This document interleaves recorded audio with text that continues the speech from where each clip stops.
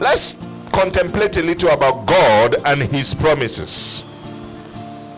God's promises are sealed by the highest authority, and that highest authority is his word.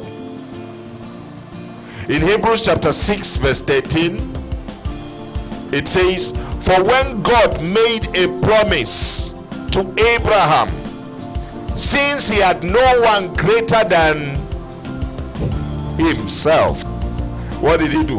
He swore by himself.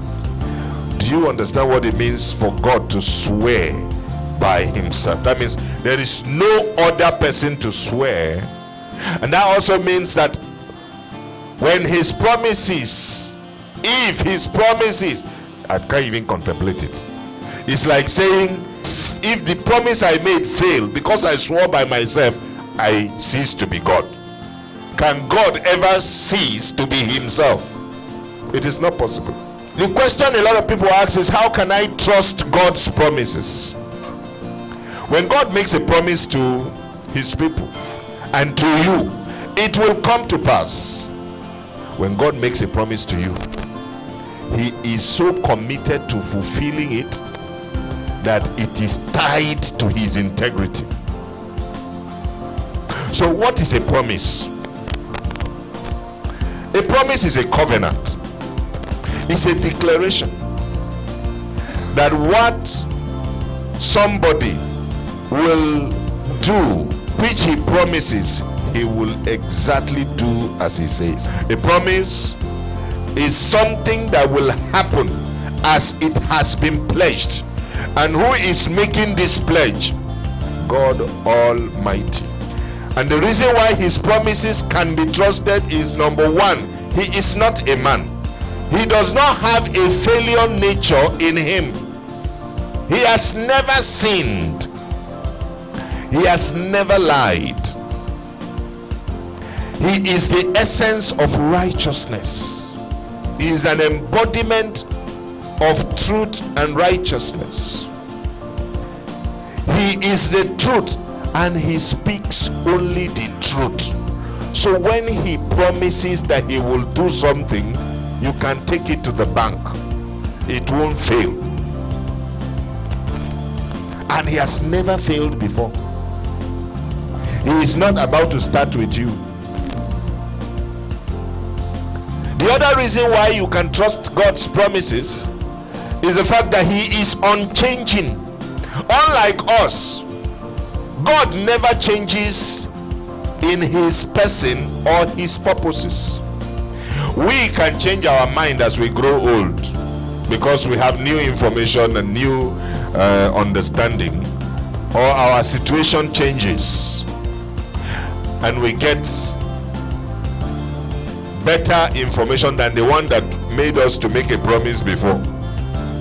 But God doesn't change. He doesn't decide to do something, then after 1,000 years he realized that it was a bad decision.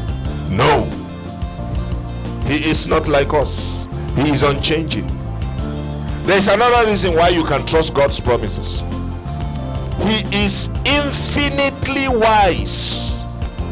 He is wise to no limitation. His wisdom is without end. And because of this, his infinite wisdom, when he makes a promise, it's the best possible promise he can make. He won't discover later that he could have made a better promise, because his wisdom is infinite, completely without limitation. He doesn't go forward and then make a correction about the past on what he had promised to do or desires to do. He doesn't do that. He does not make it up as time goes. He is not a pay-as-you-go kind of person. He knows the end from the beginning. So why should he make things up as he goes? He already knows the end. He fixed the end already. So he is only following the process towards the end that he already knows. And he could not have made a promise of something he already provided for in the future when he told the Israelites, in their father Abraham that your people will go into Egypt, and after 400 years I will deliver them. He already saw the Israelites delivered. In fact, when he was telling Abraham that I will give you this land, with God it was a present tense. He was already the owner of the land, Abraham, as it were. God had already given him, because anything God promised you, he already had provided for it. That's why he uttered the promise. If I want to give you a check for ₦1 million, if I don't have the ₦1 million in the bank, will I give you a check? Except I want to be fraudulent. A check is a promissory note that there is ₦1 million in the bank. If you take it there, you will cash it. But if I have no ₦1 million in the bank, giving you a check will be out of the question. There is no need making you a promise that I don't have something to fulfill the promise with.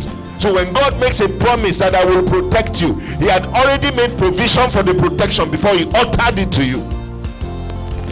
He doesn't make a promise and then run into the future to go and get the things prepared so that when you get there you will meet the promise. No, he's not a man. If he said it, he will do it. If he has not spoken it, but if he has spoken it, he will fulfill it. God is not messing around with your life. He is too God to play around like playing Lido, a game of chance. No.